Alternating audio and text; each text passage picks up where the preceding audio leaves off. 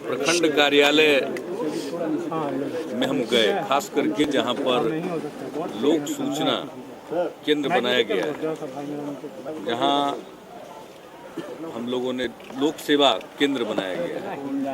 जो सेवाओं का अधिकार कानून हम लोगों ने बनाया है, राइट टू सर्विस एक्ट, वो लागू हो गया। अब इसमें लोगों को दरखास्त देना है, उसकी पावती मिलती है और उसके बाद एक सीमा के अंदर उसका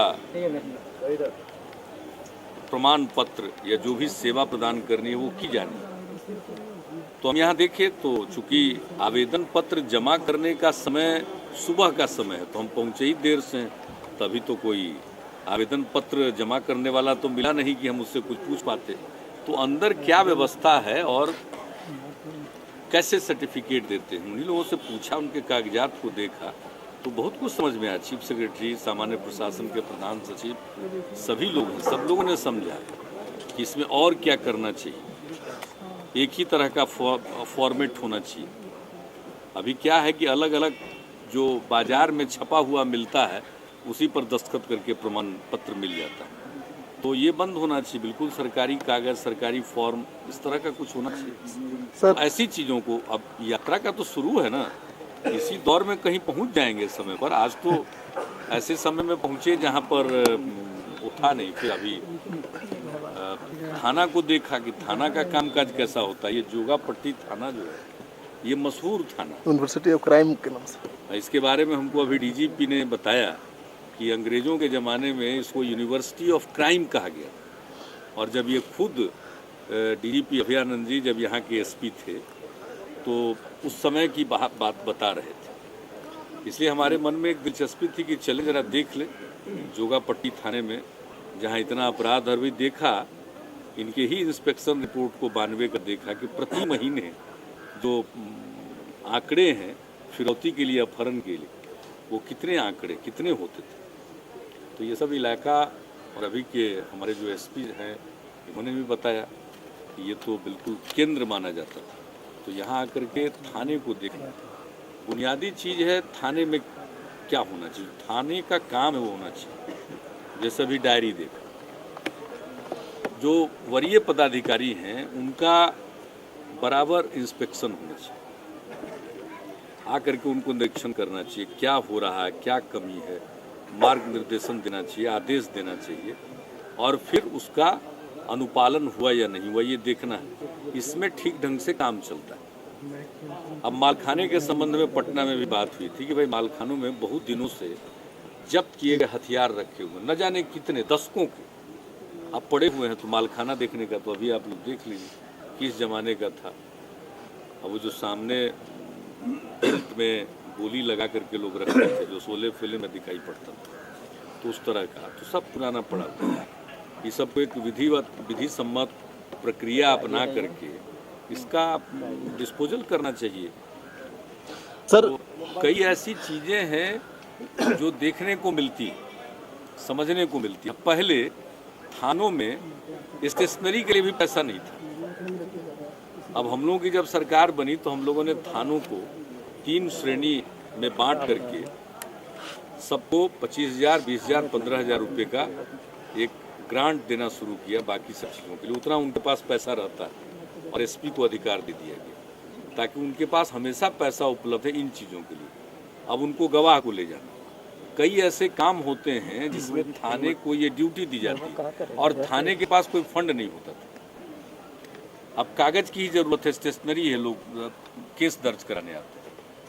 तो पहले नहीं था, पहले जो आते थे उन्हीं से कागज की मांग की जाती थी, जिसका मजाक हम लोग उड़ाया करते थे। तो जब हम लोगों की सरकार बनी, देखा वो ठीक हो, तभी देखा कि सब ठीक है। सर, बिहार के औद्योगिकरण की शुरुआत पश्चिम चंपारण से हुई है। 400 करोड़ का चीनी मिल चालू हुआ है, आपको कैसा लग रहा है? ये तरह की आप जानते हैं कि उद्योग बंद हो रहे थे, हम लोगों ने कहा कि नहीं, अब उद्योगों के बंद होने का सिलसिला रुकेगा और उद्योगों के खुलने की प्रक्रिया प्रारंभ होगी। हम लोगों ने 2006 में ही कहा था।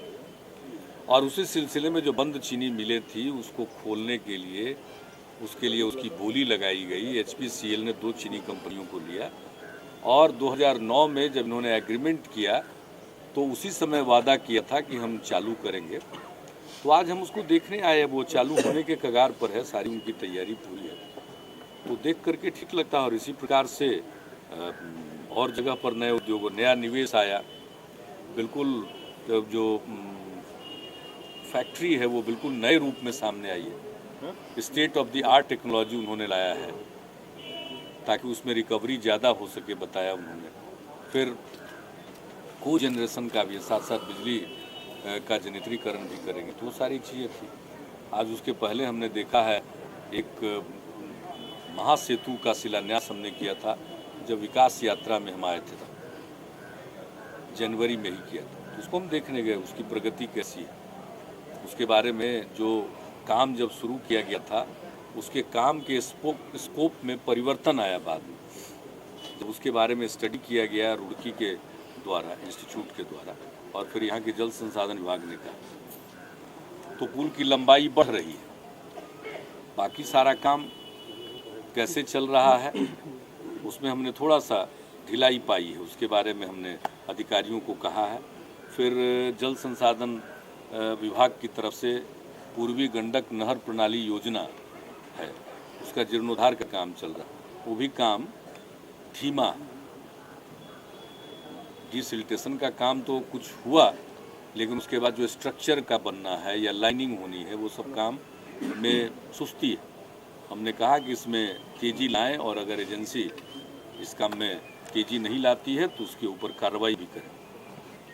और ये हम लोगों के लिए बहुत आवश्यक प्रोजेक्ट है। तो इन सब चीज़ों को भी देखा है। और पुल के प्रोजेक्ट के लिए भी हमने यही निर्देश दिया है कि इसका आप बिल्कुल एक टाइम शेड्यूल हर एक महीने का बनाएं, और प्रति महीने चीफ सेक्रेटरी के पास रिपोर्ट जाए, और हर 2 महीने पर मेरे पास आ जाए रिपोर्ट, उसकी प्रगति अपेक्षित है, कहाँ पहुँचा, ताकि हर हालत में समय पर काम पूरा होना है और उसका उद्घाटन होना है। हम धनहा की तरफ से उसको देखें। आप सबको मालूम है कि धनहा साइड में जो भी हमारे सरकारी कार्यालय है, वो वहाँ जाने के लिए यूपी के रास्ते से जाना पड़ता है, और ये पुल के बन जाने से सुगम हो जाएगा, बल्कि यूपी के लोगों को भी सुविधा हो जाएगी कई मामलों में। हमारा जो इलाका फैला हुआ है बिहार का, वहाँ तक तो संपर्क सुगम हो ही जाएगा। और इसलिए कोई 350 करोड़ रुपए की लागत से हम लोगों ने पुल की स्वीकृति दी थी। और वो कल कैबिनेट ने लोकपाल बिल का ड्राफ्ट कैबिनेट से पास हुआ है, क्या है और इसको किस लेवल पे आप जो कुछ भी है, जो भी हमने, आपको मालूम है पहले ही इस बात की घोषणा कर दी थी कि हम एक सशक्त लोकायुक्त की संस्था बनाएंगे। वर्तमान लोकायुक्त की संस्था में और ज़्यादा, मतलब एक परिवर्तन करके और बेहतर बनाएंगे इसको, इसके दायरे को बढ़ाएंगे और इसको मजबूत बनाएंगे। और इसमें मुख्यमंत्री भी इसके दायरे में लाए जाएंगे। मुख्यमंत्री से लेकर सरकार के सभी स्तर के कर्मचारी और पदाधिकारी उनके दायरे में आएंगे। ये हमने कहा था बहुत पहले से, और उसी समय से इसके प्रारूप पर हम लोग काम कर रहे थे। कई जगहों से हम लोगों ने इनपुट लिया, खुद भी सोचा, और उसके बाद एक जो विभाग ने प्रारूप तैयार किया, वो उसकी विदीक्षा यहाँ के एडवोकेट जनरल सब लोगों ने देखा। उसके बाद वो मंत्रिमंडल में प्रस्ताव के रूप में आया है। कल हमने ये निर्णय लिया मंत्रिमंडल में कि जो हमारा प्रारूप है, ड्राफ्ट है, इसको वेबसाइट पर डाल दिया जाए। आज ही, यानी कल ही वो डाल दिया गया। आज कोई भी उसको कल से ही देख सकता है। और हम लोगों ने लोगों का सुझाव और मंतव्य मांगा, वो 22 तारीख तक आ जाए। और फिर हमने इस पर सर्वदलीय बैठक भी बुलाई है, और वो 26 तारीख को बैठक बुलाने के लिए हमने संसदीय कार्य मंत्री जी को कहा है। सभी दलों को चिट्ठी भेज दें, और साथ साथ जो डाला गया है ड्राफ्ट, इसकी कॉपी भी भेज दें। और 22 तारीख तक जो सुझाव आएगा उसको भी हम लोग और सभी राजनीतिक दलों को भेज देंगे। उनके साथ विचार विमर्श करने के बाद फिर जो ये ड्राफ्ट है जो मंत्रिमंडल के समक्ष आया, उसमें जितने सुझाव आए या सर्वदलीय बैठक में जो बातें आएंगी, उसको प्रोसेस करेगी मंत्रिमंडल की एक समिति हमने बनाई है मुख्यमंत्री जी की अध्यक्षता में। उसमें जल संसाधन मंत्री हैं, विधि मंत्री। ये उसको देख करके, प्रोसेस करके फिर मंत्रिमंडल के सामने लाएंगे, और अंतिम रूप से जो विधेयक को मंजूरी देंगे हम लोग और उस विधेयक को विधानमंडल के समक्ष लाएंगे। अगले जो शीतकालीन सत्र है हमारा, जो आहूत किया जा चुका है, उसमें हम लोग रखेंगे और सदन से आग्रह करेंगे कि उसको पारित तैयार करने में अन्ना हजारे के टीम के सदस्यों की भी सलाह ली जाए। अन्ना हजारे जी उन्होंने तो भेजा भी से जब मिले थे तो उस समय भी चर्चा हुई थी और हमने ही चर्चा की थी। उसके बाद उन लोगों ने भी एक प्रारूप भेजा था, वो बहुत पहले आ गया था प्रारूप, और सभी इसलिए हमने कहा कि कई तरफ से हमने इनपुट लिया है और खुद भी सोचा है, आपस में विचार विमर्श किया है और उसके बाद एक बनाया है और काफ़ी अच्छा। इसके बाद भी हम सबसे राय लेना चाहते हैं, जिनके पास भी जो राय हो वो दे सकते हैं और फिर सर्वदलीय बैठक में इन सभी चीज़ों पर विचार करके मंत्रिमंडल में अंतिम रूप दे करके इस सत्र हम लोग लाए। Thank you sir. मंत्री जी, एक सवाल ये है कि नेशनल एंथम को लेके बना रहे हैं, नहीं, राज्य गीत और राज्य प्रार्थना की बात है। अगले 100 साल पूरा हो जाएगा बिहार के गठन का। 20 मार्च को जो 100 साल पूरा होने का अवसर है, हमने लक्ष्य रखा था इसके पहले हम लोग का एक अपना राज्य का गीत हो और एक प्रार्थना हो। तो इसके लिए काफ़ी लोगों से मांगा गया था और उसके लिए एक कमेटी बनाई गई थी विद्वान लोगों की, विशेषज्ञों की। उन लोगों ने शॉर्टलिस्ट किया था। शॉर्टलिस्ट करने के बाद मानव संसाधन विकास विभाग ने मेरे पास भेजा था अंतिम रूप में। मुझको उन सबों को देखने के बाद पसंद आया है। कवि सत्यनारायण जी हैं, उनका गीत हमको पसंद आया है और एक प्रार्थना के लिए एक और शिक्षक का लिखा हुआ था, वो भी काफ़ी पसंद आया। दोनों को हमने अपनी राय दे दी और आज मैं समाचार पत्रों में देख रहा हूँ वो छपा हुआ है, मुझे बड़ी खुशी हुई है। और ये एक मन में एक जिसको कहिए बिहार का जो गौरव का है, एंथम बना सकता है ऐसा कुछ संविधान? नेशनल एंथम तो अपनी जगह पर है, राज्य का गीत क्यों नहीं? स्टेट का तो सॉन्ग हो ही सकता है।